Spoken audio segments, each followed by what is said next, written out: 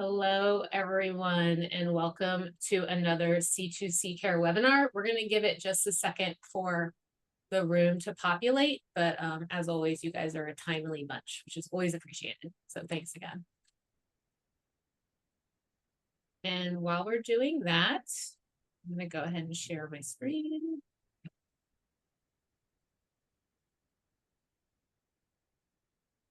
Okay. So we're going to go ahead and slowly get started today because we have a jam-packed program. We are here today for our free monthly C2C Care webinar. This month is about contained curiosities, managing of solids and liquids and collections. We'll be running from around 1 p.m. to 2 p.m. Eastern. So about 60 minutes. We'll have the webinar at the front, and then we'll do a Q&A period afterwards. So just to give everyone the heads up. I'm going to start by introducing myself. My name is Robin Bauer-Kilgo. I am the C2C Care Coordinator. I'm located just outside of Washington, D.C. in Silver Spring, Maryland. And I see many of you are entering in your locations in the chat. So it's always good to see where everyone's from. So thank you for doing that. If you have any questions about C2C Care or anything else, please feel free to reach out to me at c2cc@culturalheritage.org, and I'll be getting back to you as quickly as I can. This is our home on the web, connecting to collections.org. On our website, you will find all sorts of great information, including a history of our webinars, history of our courses, a link to our community, which is a fabulous place for people to ask questions, mainly related to direct care of their collections. And we have a fabulous group of volunteer monitors and experts that will help you find good information for answers to those questions. So if you're interested in that, I would encourage you to go take a look at it.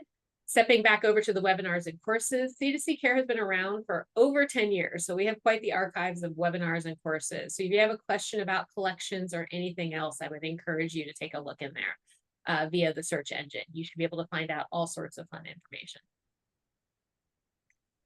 I would be amiss to not mention what has been happening with C2C Care recently. C2C Care has often been has a long history of being supported by the Foundation for Advancement in Conservation, FAIC, and the Institute of Museum and Library Services, alongside of individual donors. As many of you have heard or probably experienced, our IMLS funding was terminated back in April of 2005. And since then, FAIC is most appreciative of the Samuel H. Crest Foundation and individual donors who have stepped up to help support FAIC as we navigate how to keep this vital program moving forward. We are also encouraging people where if you have benefit from C2C Care, we really want you to think about making a small donation today. We are trying to keep this program as free and accessible as we possibly can. So if you found yourself benefiting from the program, I would encourage you to scan that QR code and see about maybe donating some funds towards our program. I also wanted to remind everyone when it came to announcements to our C2C Care, you should always go check us out on Facebook and on LinkedIn. We regularly post updates and notices there. So please go follow us on both of those resources if you are able to. And again, going back to kind of the funding that we've been having, we've been lucky enough to secure funding to kind of continue our program through the end of the year. So I was very excited to announce that we have 3 upcoming scheduled programs and a couple more in the works. Again, free programs. So if you want to register for them, go to our website, connectingtocollections.org, and there you can sign up for our August 14th program. From project to perpetuity, how St. Kate's built a lasting outdoor sculpture core. We realize in the summer, a lot of folks are doing maintenance on their outdoor sculpture collections and kind of how they're maintaining them. So we thought this would be a great program to talk a little bit about that. On August 27th, we're going to switch gears a little bit and we're going to switch over to IPM, Integrated Pest Management. So we have 3 experts coming to talk a bit about that and how you can advocate for IPM within your facility, which I think is incredibly important. Also kind of talking about how to talk with contractors, how to get them on your side, make sure you're speaking the same language, all that kind of fun stuff. And then finally in September, we're going to be talking about silver and collections. That webinar is titled Silver Secrets, Practical Preservation for Small and Mid-Sized Collections. I know working in collections in my experience, you have silver kind of all over the place. So this one will really go over how to care for it, how to talk to maybe your volunteer staff, how to care for it, all that kind of fun stuff. So I would encourage you to go to our website to register for these programs if you are able to. Couple quick technical reminders. We have the chat box enabled for people to say hello. Maybe if they're having a technical issue, they can communicate with me there. The chat box is a bit of a stream of consciousness, so please be aware that if you put a comment in it, it will go up quickly if people are chatting away. So we encourage you to use it, but just know that kind of issue with it. We also have the Q&A box enabled for this entire webinar. So if you have a question for a speaker at any time, I encourage you to use that Q&A box. That allows us to actually track the questions and make sure we're hitting all the questions as we're kind of proceeding through the program. Finally, you may have noticed that we have enabled captioning. We have a captioner working diligently away. So I would encourage you to hit that CC button if you would like to use that service. And we are recording today's program. So if for some reason you need to leave early, no worries. We will have this posted on our website a few days after the event. So you can keep an eye on it there. We also post all of our recordings to the FAIC AIC YouTube channel. So I would encourage you to look around there as well. So with that, I am going to stop sharing my screen and we am going to go ahead and introduce Tom Braun. Tom Braun is the Senior Objects Conservator at the Minnesota Historical Society. He's had a lot of experience dealing with these mystery liquids, as we like to call them, which again, I have come across as well working in museums. So he's going to talk a bit about just kind of how to deal with them, maybe how to look at them, how to maybe contact some folks on how to deal with it, all that kind of fun information. So Tom, feel free to share your screen whenever you're ready, and I'll see you back for the Q&A portion at the conclusion of your lecture. Thank you, Robin. Hopefully I have been prepared to do this right. There we go. Okay. So I guess I should start by saying that I first presented a version of this talk at the AIC meeting in Uncasville, Connecticut in 2019. That was published in the postprints. But what I'm presenting to you today is an updated version of that with a significant amount of content having been added. Also, I have obtained permission from my employer to share all the images in this slide. They were all taken by myself. So I should start by saying that much of the work presented here started out as an effort to remove or eliminate materials from the Minnesota Historical Society collections, materials that were felt to be unsafe, unstable, or hazardous. Many of these materials were liquids or solids. Many of them were believed to be still in their original historic containers. Very broadly, what you'll find in collections that are similar to ours is that most items that do fall into this category are pharmaceuticals or foodstuffs. And the line between those two can get a bit gray at times. One of the most common things you'll find are so-called patent medicines. Many of these are going to be pretty old and they're not that medicinal by today's standards. Many of them are generally a cocktail of water, alcohol, and botanical extracts. Many of them are sort of thinly veiled attempts by the manufacturers to keep people happy with their health. Some of them appear to be aimed at getting around Prohibition era laws regarding the consumption of alcohol under the guise of medicine. In addition, what you'll probably find a lot of are what could be called petroleum distillates. And I'll get more into the details of that later. And then there's just kind of a smattering of sort of oddball things that don't really fit into foods or drinks, medicines, or petroleum distillates. I would call these, generally they're beauty products or household products, just kind of random odd things. if you're working for an institution, you should probably work on various policies regarding hazardous materials. You can go to the Minnesota Historical Society website and find some of our policies there. Many other institutions have used those policies.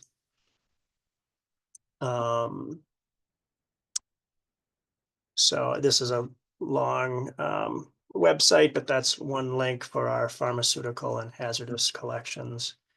I would also recommend the AAC News article that came out in 2018, written by the Health and Safety Committee regarding the care of historic pharmacy collections. But mostly what I'm going to be talking about today are some interesting case studies of artifacts that I've found in our collections.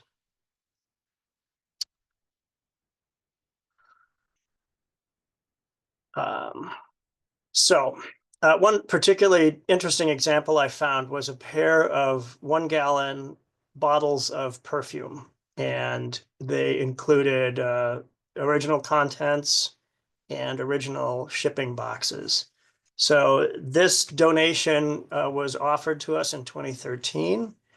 And as part of our acquisition process, we were mainly interested in them as they apply to our policy of collecting materials related to various manufacturers or other companies based in Minnesota. So according to the packaging, both of these perfumes were made by the Napola Company of St. Paul, Minnesota. And when we began our research on these, our first thought was, why would anyone buy perfume in gallon-sized jugs? And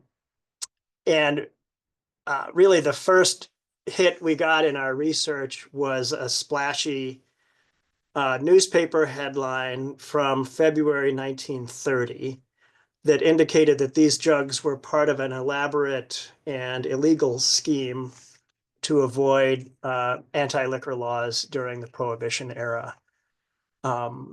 Really, the only archival records we could find related to the Napola Company, they all went back to this newspaper coverage. It wasn't really a corporation, it was basically a criminal front. At the time, the criminal case was referred to as the largest liquor conspiracy since Prohibition had been enacted.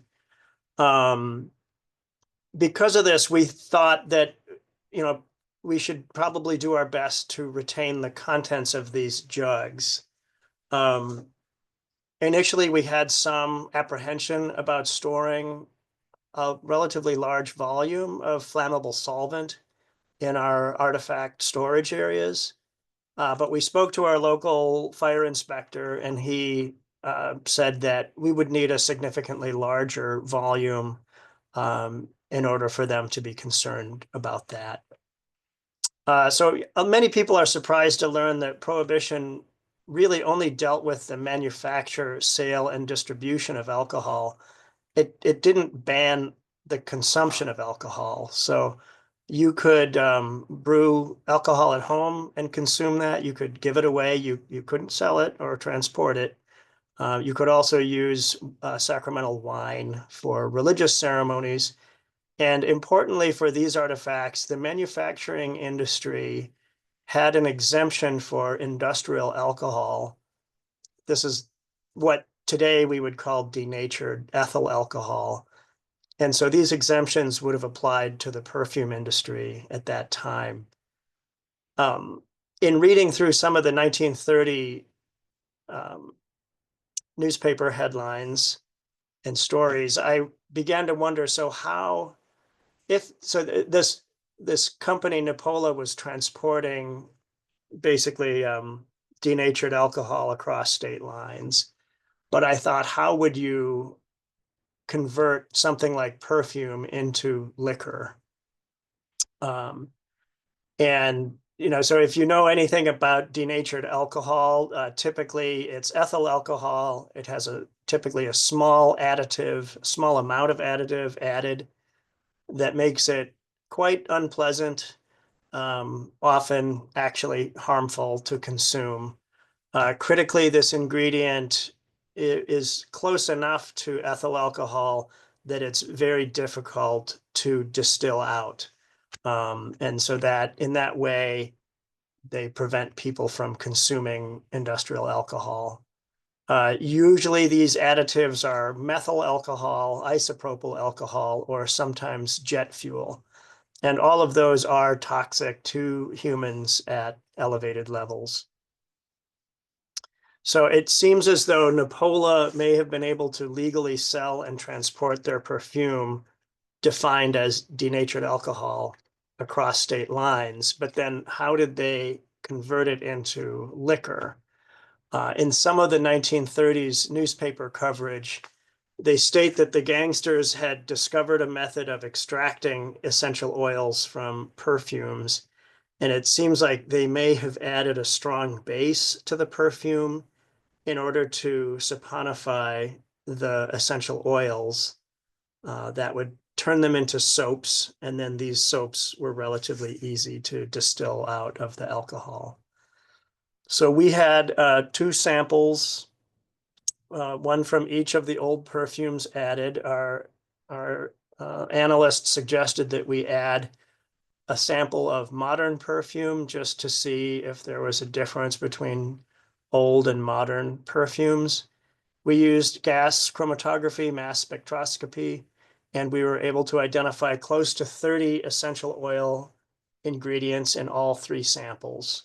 So these findings showed that the old perfumes were remarkably consistent with modern perfume and had undergone remarkably little degradation over nearly 90 years of aging. So the contents in this case may have been even more important or interesting than the containers. It seemed likely that more detailed studies might be performed on these perfumes in the future, so we wanted to preserve as much of them as possible. We decided to remove the perfume from the original bottles so that the bottle could be safely preserved as an artifact along with its shipping carton. During this process, we discovered that the steel screw caps on the jugs had begun to corrode. They also, importantly, they had a gasket in there, but it was a paper gasket, which really wasn't doing a very adequate job of sealing the solvent in. Once we had the contents removed, the original container could simply function as an artifact that happens to be an empty bottle. The perfume was transferred to dark brown glass bottles that were sealed with a plastic screw cap that had a Teflon gasket inside. And I specify brown glass because that's often used by manufacturers when they want to protect the contents from light exposure. As you can see in the slide, we also had an archival storage box, which increasingly protects the bottle from breakage. So at the Minnesota Historical Society, we have often preserved aspects of the life of the famous aviator, Charles Lindbergh. He was the first person to fly solo across the Atlantic Ocean. Although he was born in Michigan, he grew up in Little Falls, Minnesota. And the boyhood home he grew up in is one of our historic sites. So a common thread in interpreting Lindbergh is how he essentially became the first global mega celebrity. And partly due to that novelty, he was really grossly unprepared for the challenges that that role would pose during his life. There are many Lindbergh-related artifacts in our collections, and almost none of them had anything to do with the man himself Rather, they just had to do with his celebrity. So during his lifetime, many products were made relating to his fame. Most of them were made and sold completely without his awareness or his permission. So this slide shows one such artifact. It is a ceramic liquor bottle that was made in Italy. Behind the propeller is a cork, and the original contents were the liqueur known as creme de menthe. So this object was acquired by us in 2011. It came to my lab shortly afterwards because we were concerned about the liquid contents. So the bottle had been opened before. You can see the federal liquor tax label was disrupted. It initially had covered the propeller, and then it also went onto the engine cowling. It had been torn and badly repaired. There was also a problem with the cork, which had started to deteriorate. That is a very common problem. Cork is not the most archival type of wood. It's technically bark, and typically it does not age very well. It's used because it has elastic properties, but those elastic properties are lost with the passage of time. So here you can see after treatment, it doesn't look all that much different, but you can see the federal liquor label has been cleaned. It looks like it's attached to the engine cowling, but it's actually loose, so you can still remove the cork on the propeller. The cork was repaired. And then most importantly, we removed the contents. So again, it can just function as a bottle that happens to be shaped like an airplane. Really, it's just the container that fits our collection policy. The liqueur, having been made in New Jersey, really arguably does not have a place in our collection. So in this example, like we do still have the creme de menthe, although we haven't. It's not considered an accessioned part of this artifact. We could dispose of it at any moment. Amazingly, creme de menthe actually has a very long shelf life. It's typically composed simply of water, about 25% alcohol, and then the extract of either the mint or peppermint plant. Really, the major agents of deterioration for this liqueur would be evaporation and oxidation. So that is that. Why don't I move on to some more common vessels for usually alcohol and water solutions. So this is a champagne bottle. This was, well, let me start with, so you're going to find many beverages.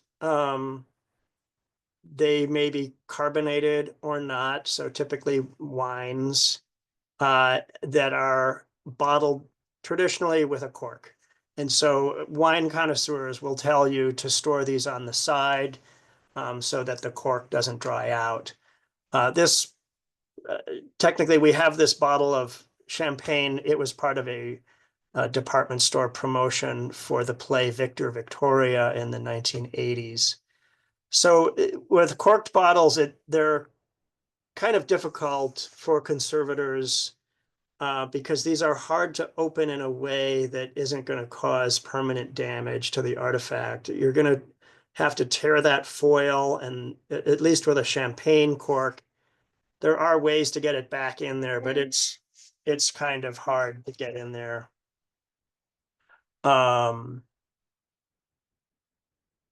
Sorry, my phone just rang. So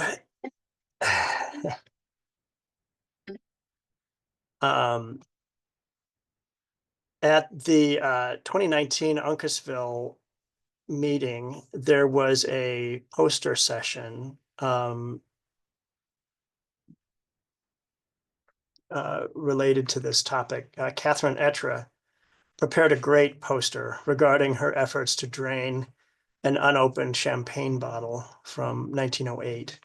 And this had developed what's called a vinegar mother. A vinegar mother, or also known as a mother of vinegar, is a fibrous looking substance. It's cellulose and an acetic acid producing bacteria. It typically develops in bottled fermentable beverages that have an excess of oxygen. So instead of fermenting into alcohol and water, they ferment into a vinegar and water solution. Technically, the bacteria is Acetobacter aceti. Although a vinegar mother looks kind of gross and a lot of people have sort of a negative visceral response to it, it is completely harmless. I think probably if you find a corked bottle that still has original contents in its container, I think your best bet is to probably try and find a way to remove those contents, because it's really just a matter of time before they will become a problem. Usually you can drill through the cork with a small drill bit and drain out the contents. You should be able to rinse it with some water, and over a period of a few days, or possibly in a laboratory oven, you could dry it out and then put it back into storage. So here are some other examples of more corked vessels. Patent medicines, as I mentioned before, typically include water and alcohol with plant extracts. Surprisingly, these are found very frequently archaeologically, and it's not uncommon for them to have what appears to be original contents. Technically, unless they're still sealed, you can't really be sure that they're the original contents. Very frequently, bottles were reused, and so something else might have been put inside of them. If it's not sealed, you might want to have it analyzed just to make sure what you're finding is there. A very common source for these types of bottles are septic pits and latrines. These seem to be an easy disposal of refuse. Historically, many of them were also filled with soil when a new pit had to be excavated nearby. So these are two cases that were found archaeologically. They were both treated by a predecessor of mine. In the case on the left, the label on the bottle had completely deteriorated archaeologically. So sometimes patent metal bottles will have text cast into the glass. In this case, it's not there. So we really didn't have any idea what should have been inside of this. When the contents were removed by the other conservator, it was stated to be a tan, oily residue smelling of lanolin. The treatment, we felt it was appropriate to remove the contents. We still kept them. They didn't seem to be in danger of deteriorating, so they're just stored next to the original bottle. On the right is another archaeological bottle. This is apparently a wine bottle. This still had a cork inside of it and had 10 inches of liquid inside. Again, one of my predecessors unsealed it, and even had a local wine sommelier taste it. I am going to recommend you don't have anyone do that. But an appropriate treatment was to separate the contents from the original bottle. I would say with both of these cases, I'd like to transfer these to a new bottle that has a better Teflon gasket rather than using the tape and the wax sealant that my predecessor used. This is another example. So this was not found archaeologically. This was acquired by the Historical Society in 1994. It has the paper label completely intact, and it appeared to contain what seems to be consistent with what would have been the original contents. This is a type of medicine. At the time, it was called paregoric. It was used to relieve intestinal issues, and it contained a small amount of opium. Surprisingly, this is a drug that is still part of the modern pharmacopoeia. Uh, it's still used because it's still effective, and it contains a small amount of opium, not really enough to consider the risk of addiction. The treatment by my predecessor was also to separate these contents. Again, I'd like to put it in a better container. But this one adds a little bit of a caveat because it does contain a so-called scheduled or prescription strength drug. And just to do our, best practices, we want to make sure that no one would ever be tempted to ingest this, even though it's a small amount of opium. So what we have done for other collections that have scheduled drugs, we keep them in a special Historical Society medicine cabinet that's in our storage areas. It has additional levels of security and highly restricted access by staff. I would say that what a scheduled drug has changed over time, and there have been several different schedules that have been released. So that's a bit of a moving target, but you can find the current schedule online. Here is another patent medicine. This was referred to as panpeptic elixir, also for digestive issues. Amazingly, this bottle appears to never have been opened. It still contains the original dietary supplement. It was in a clear glass bottle wrapped in semi-transparent glassine paper.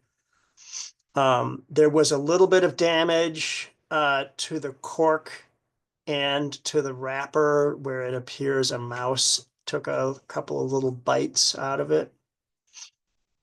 In addition, if you look at the image on the right, you'll see a little discoloration in the wrapper on the back. That's where I repaired it with some wheat starch paste and mulberry paper because the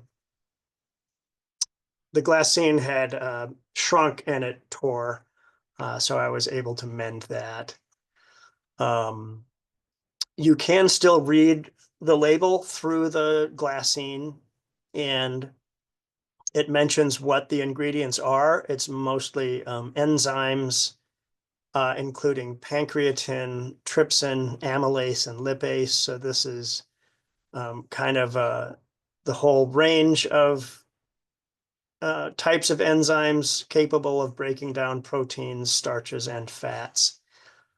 Typically, with enzymes like this, unless you're storing them at -20 Celsius, because they're enzymes, they kind of break themselves down over time. So this, I mean, a lot of these, you'd have to handle them carefully, but other than that, they shouldn't be that dangerous as long as you're handling them properly. I would guess that whatever this drug was, it's no longer very efficacious. So the bottle was left as is, and we just made a special storage container that helps prevent it from being tipped over.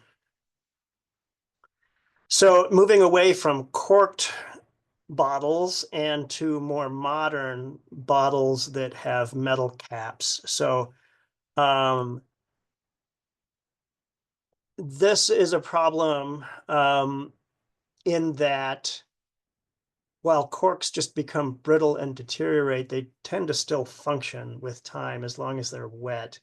With metal caps, there's usually some sort of gasket. It could be cork, it could be rubber or plastic, but that is a bit of a time bomb in that the water inside will eventually find its way through and it will eventually cause corrosion in the metal cap. And then, especially if it's pressurized, the contents may leak out. So this is a bottle of Tom Collins mixer. It was made in Minneapolis.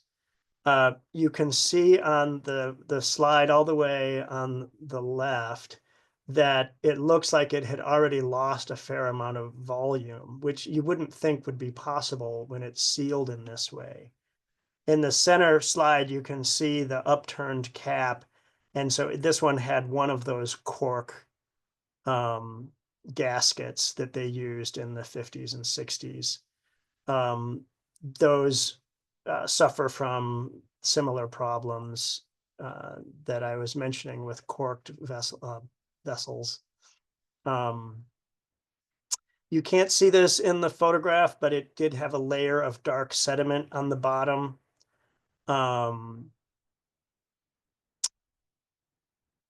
So one factor that informed us into our decision about whether to open this or not was that the label on this bottle lists the ingredients. It doesn't tell you how much ingredients there are, but it does list them in decreasing quantity.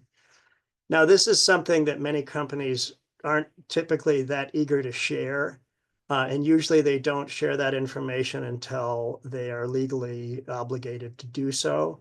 There are a number of food and drug laws that were passed in the United States in the early 1900s that did require the disclosure of the contents.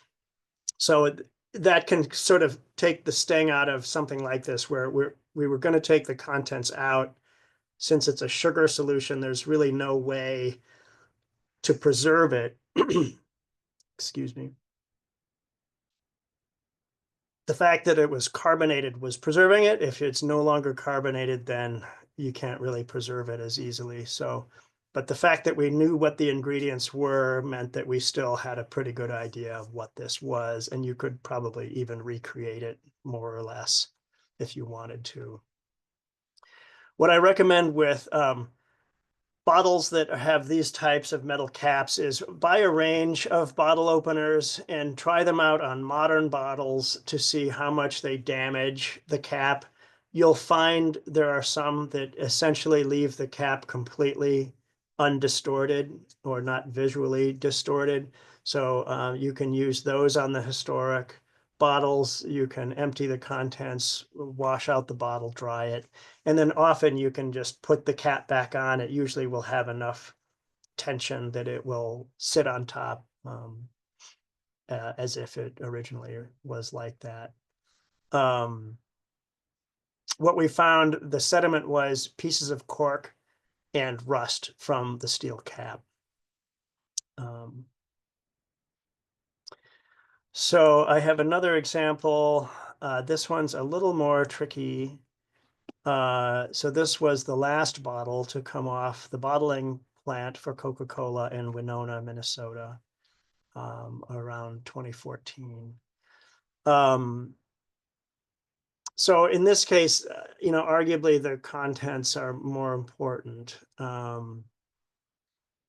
We have elected to keep this intact for the time being, but I think at some point in the future, we're going to have to revisit this, because with enough time, the cap is going to corrode and it's going to leak and we're going to have a problem. I looked in my records for examples of completely metal beverage cans, like a soda can or a beer can. I couldn't find any records like that, but often with those, you would open them from the top and you would often damage them in the process of opening them. So many of these, we want them to continue to look like they have not been opened, but we want to get the contents out. So what you can do with those is drill 1 or 2 holes in the bottom. They can be quite small. You might need 2 holes because you kind of need air to get in to displace the liquid.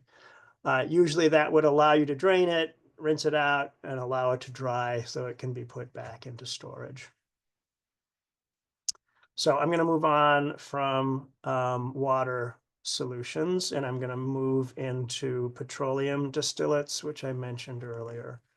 So petroleum distillates could be oil-based paints, varnishes, related solvents, fuels such as gasoline, kerosene. It could be lubricating oils. Some arguable petroleum distillates are foodstuffs or pharmaceuticals, for example, olive oil or castor oil, which I'll show you in just a minute. The main concern with petroleum distillates is the fire risk. There really isn't any pest concern with these. They're not really foods. Again, I would expect your fire marshal, unless you're talking about a really large volume of oil, they're probably not going to have a significant fire risk concern about these. Leakage could be a problem, but since most of these things do not contain water, there wouldn't be a concern with a metal container. In fact, because there's no water usually in these, the oil is actually preserving a metal container. If it's a glass container, breakage could be a concern, but its stability wouldn't be affected by it containing oil. So most oils are not drying oils. As such, most oils are quite stable over time. Most petroleum products are, as old as the dinosaurs. They've been preserved quite well for millennia. Many conservators will be familiar with drying oils used for paints and varnishes. I'm talking about linseed oil, walnut oil, tung oil, poppy seed oil. So interestingly, for the most part, these are refined from modern plants. They are not derived from petroleum. They could be, I think, refined from petroleum, but I mean, I would assume drying oils are less stable than other petroleum distillates in that they do have these double bonds that want to oxidize and cross-link. Presumably they were bottled or sealed at some point. There was probably a small amount of oxygen at the top of the container when they were bottled. That oxygen would have been quickly used up, and it would still remain liquid. I have found an example of a drying oil that was over 100 years old and it was still liquid. Although I would think if you're looking at many centuries, they may slowly polymerize into solids. So what you're seeing in this slide is kind of an unusual example of a container of oil that was found with a scientific instrument. This is a steam pressure gauge. It includes a small bottle of oil that was to be used to lubricate the instrument. This instrument was made at a time before petroleum distillates were as ubiquitous as they are today. So, oil was discovered at Spindletop in Texas in 1901, and that's really the point at which petroleum distillates became more commonly used. Before that period, people had to use what was the most common oil of the day, which was usually derived from whales or other cetaceans. Sadly, in this example, they apparently used porpoise oil, which I had never heard of before finding this. The oil was in a glass bottle. It was stable. It was considered safer to transfer it to a Teflon gasketed vial, just to ensure that the oil wouldn't leak when it was stored inside of the wooden instrument box.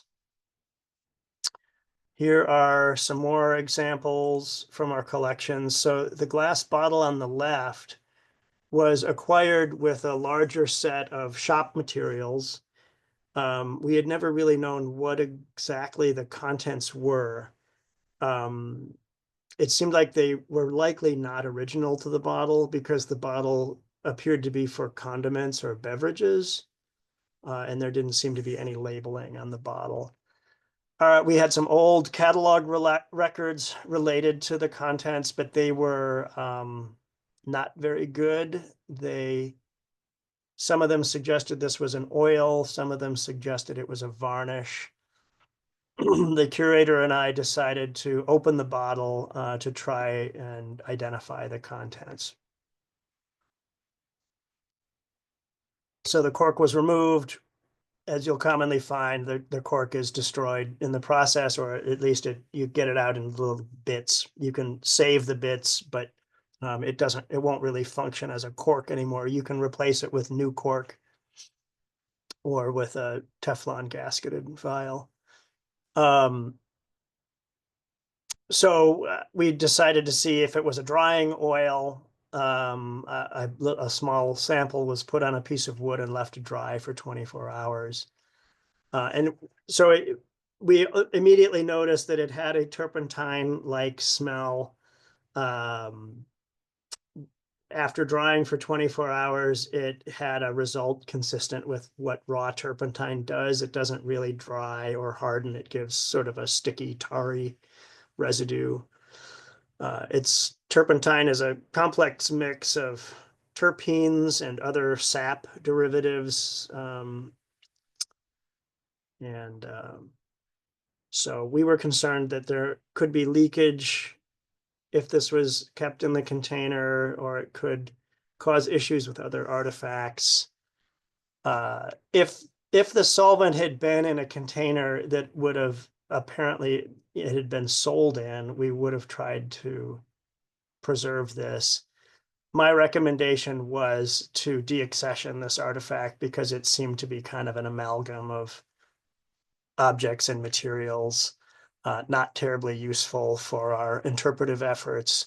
The solvent was recycled into the objects lab raw turpentine stores, and the bottle was disposed of. So in the middle, you see a really interesting container. This is actually two cans that were soldered together. So the top can contains the oily paint binder, and the bottom can appears to contain dry aluminum powder. So the intent was you would separate these, you would open the two cans, you would mix them together shortly before you use them. The label has a lot of text on it, and it appears to indicate that this would have been made sometime around 1905 or not that long after. And when you shake this, you can still hear the liquid sloshing around inside. The top is resealable. It's a lid that you could pry off and reapply. It does look like there is a little varnish residue around there, so it may have been opened once, but it looks like it was resealed and little to none of it was used. At this point, it seems like the contents are unlikely to leak out of the container. If anything, the oil inside is probably preventing corrosion from inside of the can. The fact that the contents are still fluid after about 115 years, I think make this a remarkable artifact worthy of preservation just as is. It's done fine up to this point. Let's keep it going. We did put it in a larger container in case there is leakage, so it wouldn't damage other artifacts that it may be stored nearby. On the other side, you can on the right side you can see some light oak graining color. This one is interesting because it was soldered closed. So in order to open this, you would need a key like that on an old sardine can, which would destroy that soldered seal. You could tell that this can had never been opened. The label doesn't really say how you should use this, but I'm assuming it would have been used much like a wood stain or maybe for faux wood graining. If you shake the can, you don't hear any movement inside. The label indicates that it was pigment in linseed oil. They don't say what its viscosity should be. It could be that it's a thick paste. That might be why it doesn't flow, or maybe it has cross-linked. I'm not terribly concerned about this flowing at the time or leaking. I think the contents are probably preserving the inside of the can. So again, we just left it. as is. I'm going to Just skip a these. heads up that you have about 10 minutes left. Thank you. I'm going to skip these for time. So this is another interesting example. This is olive oil. It was sold not as a foodstuff, but as a pharmaceutical. I'm not sure why in the 1950s. And this is separated into a solid and liquid phase. So this is apparently not uncommon with olive oil. I think it depends on how much it's filtered or refined. If you warm this up a little bit, the two will again become miscible and one phase. But then when it cools back down to room temperature, they separate out again. This really isn't a problem. There's no action necessary here.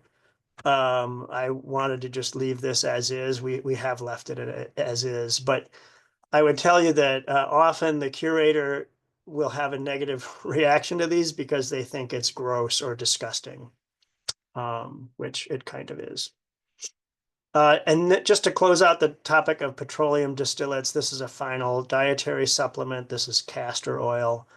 Again, stored in a similar glass bottle wrapped in glassine. This was made and sold by a pharmacy in Annandale, Minnesota. So castor oil was crushed from the seeds of the castor plant. It has a distinct, unpleasant odor. People that will tell you who have ingested it. The castor seed, interestingly, also contains ricin, which is a toxic protein. Usually, when castor oil is extracted, you use heat, which allows additional oil to be removed from the seed.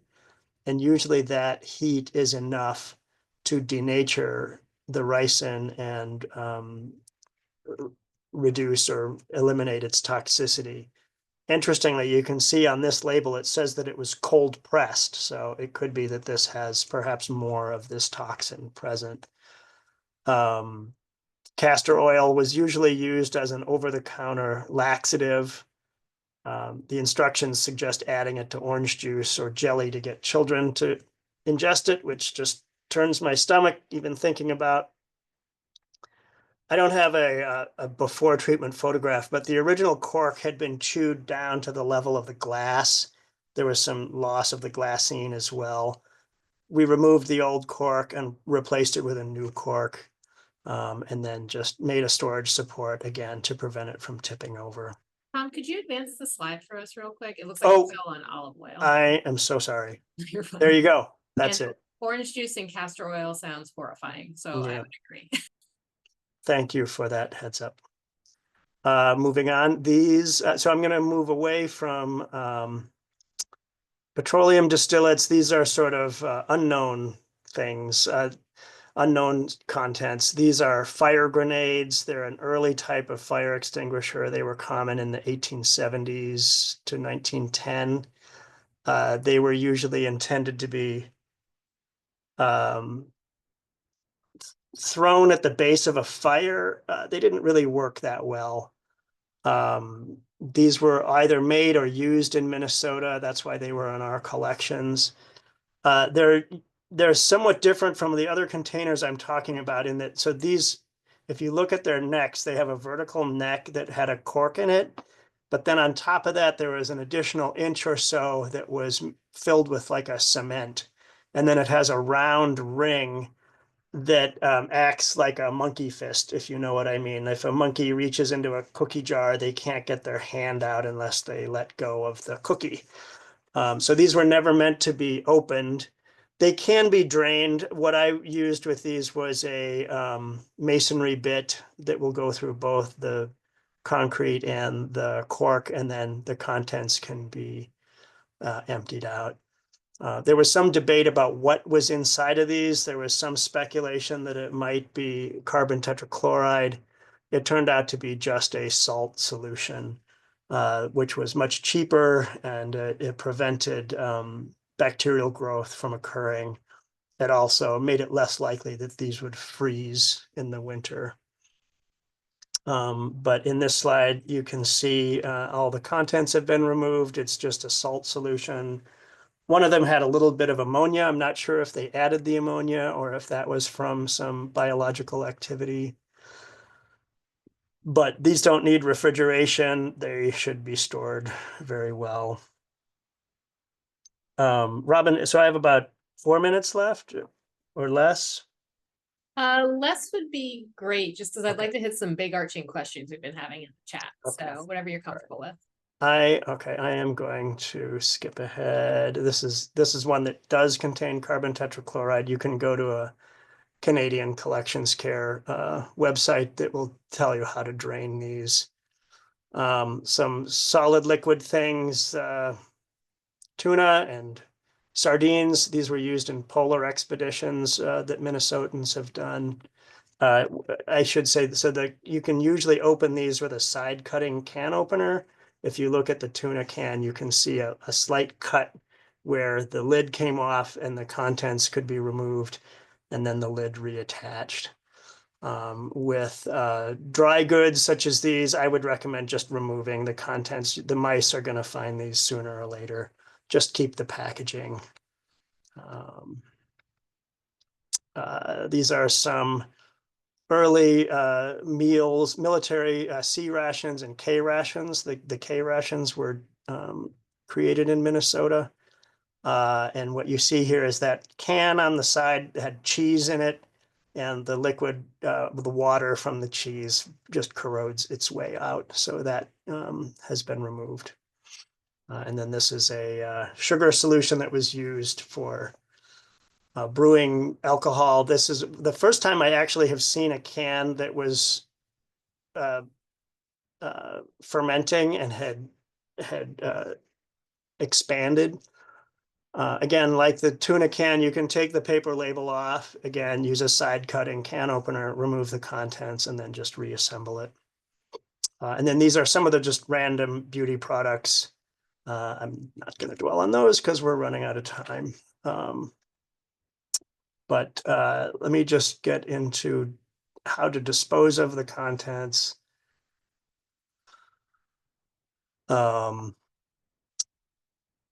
So you're going to want, I mean, obviously with anything that is hazardous, you're going to want to follow your local instructions for disposing of hazardous waste.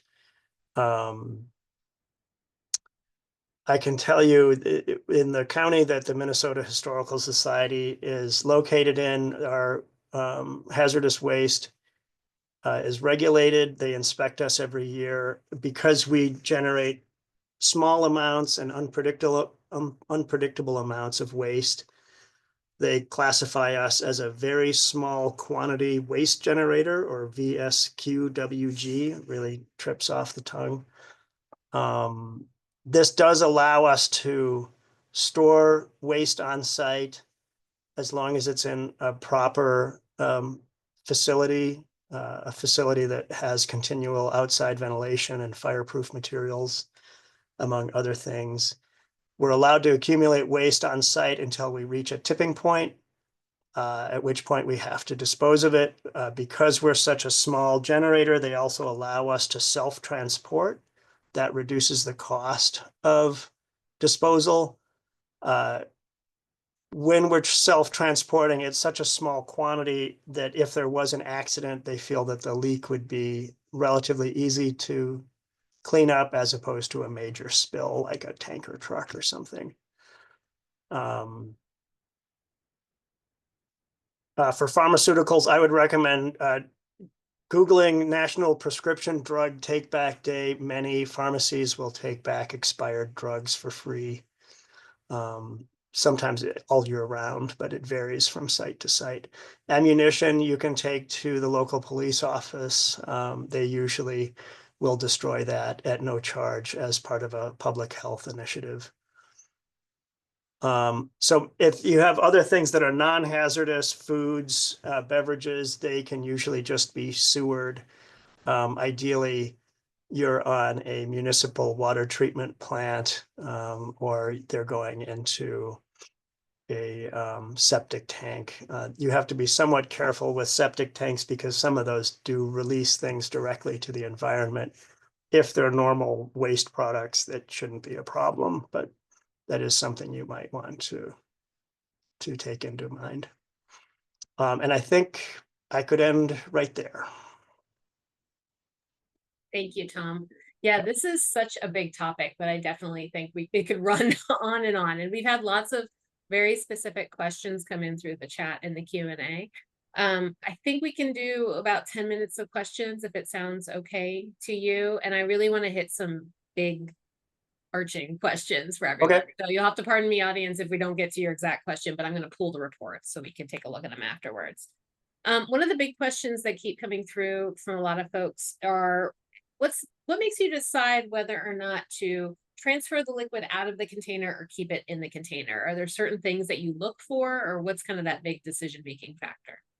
Yeah, so probably the biggest factor would be, well, I guess I should start with saying you got to do some curatorial research. Like, why do you have this? Why is it significant? All museums have collections that don't comply with their collections policy. And if it doesn't, maybe it's something that you deaccession and dispose of otherwise. But if it is part of your mission, then what you want to look at is, well, is it deteriorating the container? Is it likely to leak? One of the common things I've seen, especially with aqueous solutions in glass containers, is that you can get some glass containers that are overfluxed, which means they have an excess of sodium in them, and the water can actually dissolve the sodium out, and so it will actually be damaging the glass. And you don't often know that it's doing that until it starts to do it. I think to some part, most glasses might be subject to glass corrosion given enough time and enough water exposure. But that's basically it. You want to, if the contents are fighting the container and you're trying to preserve both, you are best served if you can separate them and then preserve them better by other means. Where would you get, so let's say you decide to separate them. What kind of container should you look for to put the separated liquid into? Because I know for me personally, I would be really hesitant to just start pouring stuff down drains. Like, part of me would just be a little freaked out by that. So like, where would you recommend getting containers to put the liquid in? My favorite supplier is VWR out of Chicago. It's just based on proximity. We have a tax-free access to their products since we're a state agency, but they have good laboratory grade products. I'd be looking for borosilicate glasses with Teflon gasketed caps. And then usually they come in really I think the most critical factor is, well, how much volume are you talking about? And you can get all different sizes, so you can tune it to whatever size vessel you need. Perfect. We've had some people noting, especially towards the end, about how there's obviously this big difference between glass containers and plastic containers. Do you have any thoughts on just the different handling you have to do for those, or just anything else when it comes to those two mediums? I feel like plastic's going to degrade a lot faster and quicker, but yeah, I mean, this is a whole different topic, I think, and I didn't dwell on plastic containers because we really haven't seen much of a problem with them yet. I mean, I am seeing a lot of problems with plastic materials in my collections. I mean, primarily the old standard cellulose nitrate, but I mean, a lot of the newer plastics, we think they last forever, and what we're finding is that they don't. And many of them are designed for a certain function. They were not assuming that these things were going to last 100 years. So that's a different bridge. That's a whole different paper. I mean, you're probably better off draining those because, who knows how they're going to interact with each other. I've seen a lot of problems with plasticizers that I think even the polymer chemists never thought they would separate, and eventually they do, and you often get problems with that. If you would empty out glass containers, so let's say you take that step and you're like, I'm going to go ahead and separate these. The liquid is safe in a container. What steps would you take to actually clean out the glass containers at that point? Yeah, so that gets a bit tricky. I mean, ideally, you've been able to identify or analyze the contents. I guess what I've done sometimes is if I know it's an aqueous solution, you can use some distilled water to rinse it out. If you know that it's an alcohol solution, you could use some I would probably use Everclear or something, so I'm not introducing a denatured alcohol. But if you know what the solvent is, you can use a little bit of new solvent to flush it out. That would, I guess, be my best advice for that. Okay, I'm looking through the questions now. I also put in the chat just earlier a link to the resources and a copy of this presentation and the link to the evaluation. Please, if you have a minute to fill that out, that would always be appreciated. Someone did ask if you were able to trace the recipients of the perfume of the criminal gang from the first slide by any chance. So that's kind of a fun question and a fun answer. And what had happened was the Prohibition law actually specified what was to be done with illicit alcohol that was confiscated. And often they just dumped it down the drain. But they also suggested donating it to a hospital, which seems kind of weird. And I think their logic was, oh, hospitals use alcohol as a sanitizing solution. But most hospitals would be like, we're not using whatever this is. We don't even know what it is. So this apparently these two bottles were recovered from a hospital that was being destroyed locally. And someone had found it squirreled away in a storage room, and they approached us. But we weren't able to figure out who it had been originally sent to. Very cool. Thank you. This is a good question, which I think a lot of people who work at small and mid-size might be stuck with. And we have a couple minutes. So it says, do you need to analyze the contents of bottles before they can be disposed of as hazardous waste? I would expect the company to want to know what they are disposing of. So kind of taking a step back from that, like if you come across a bottle, right, and you're like, I think this does have hazardous waste in it, what would be your first kind of steps, regardless of where you are geographically, to kind of figure out what's in there? Yeah, so I mean that it takes a fair amount of experience. There can be cost with that. I mean, I like to use microchemical spot tests. Dr. Nancy Odegaard's spot test book is a great resource. I mean, you have to have a pretty good understanding of chemistry, and you have to have a laboratory and laboratory materials available, and some budget for reagents and chemistry.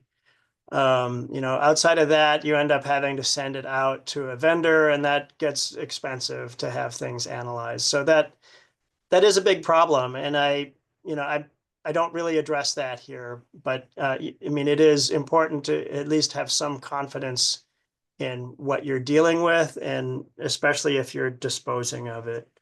I mean, if you're preserving it, then you don't really necessarily need to know that with certainty.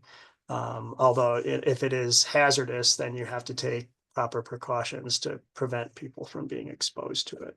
Would you advise to kind of, I guess encapsulate's not the right word, but to basically just kind of remove it from everything else and try to keep it as safe of a situation as it could be? Or like, what would your steps be? If you, let's say you didn't have a lab, you're just kind of working at a small and mid-sized place, what would be your advice if you came across something? Well, I know that in Minnesota, where the Minnesota Historical Society is kind of the go-to place for city, and county level historical societies. Not every state has that, and even in Minnesota, we only have a limited ability to help.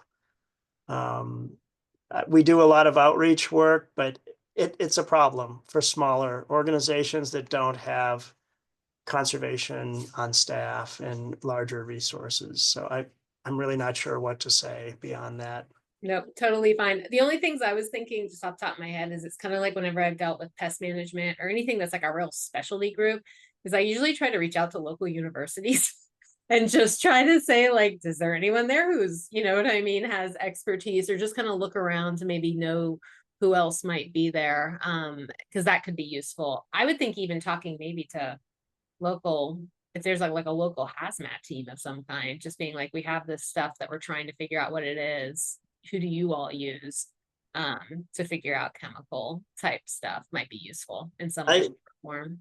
yeah, I could also add, for what it's worth, this is usually available in larger municipal areas, but there are often, again, public health programs aimed at usually residential areas where people are finding hazardous materials in their homes.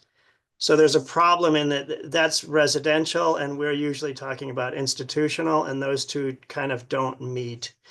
But if you're a small institution and you've got one broken thermometer, it might be okay to bring it to a municipal collection, and they would probably be happy to take it off your hands.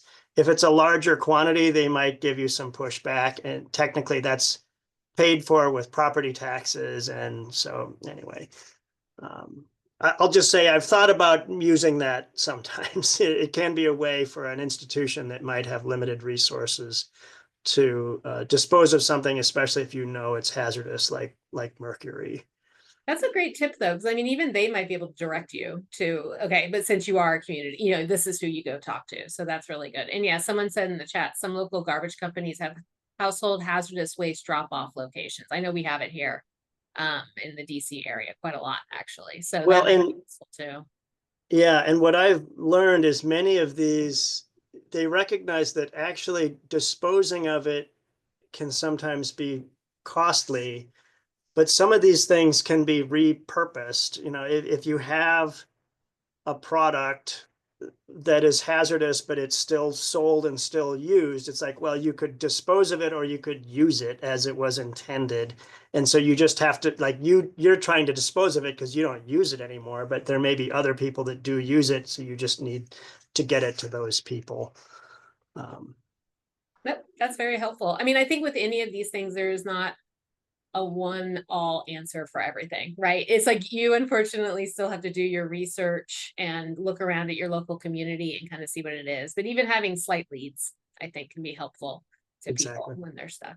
Well, I'm going to go ahead and conclude today's program. Tom, thank you so much for your time and your expertise today. I'm going to look through our links, make sure everything's good, get the recording up as fast as I can. As I said, we are recording this, so this will be up pretty quickly. And then I hope you all can join us for our next program on outdoor sculptures, because I think that's pretty useful for folks as well this time of year. So thanks, everyone. Thank you for your continued support of C2C Care. Thank you to FAIC, the Crest Foundation, and all you donors out there, and we will see you again in August.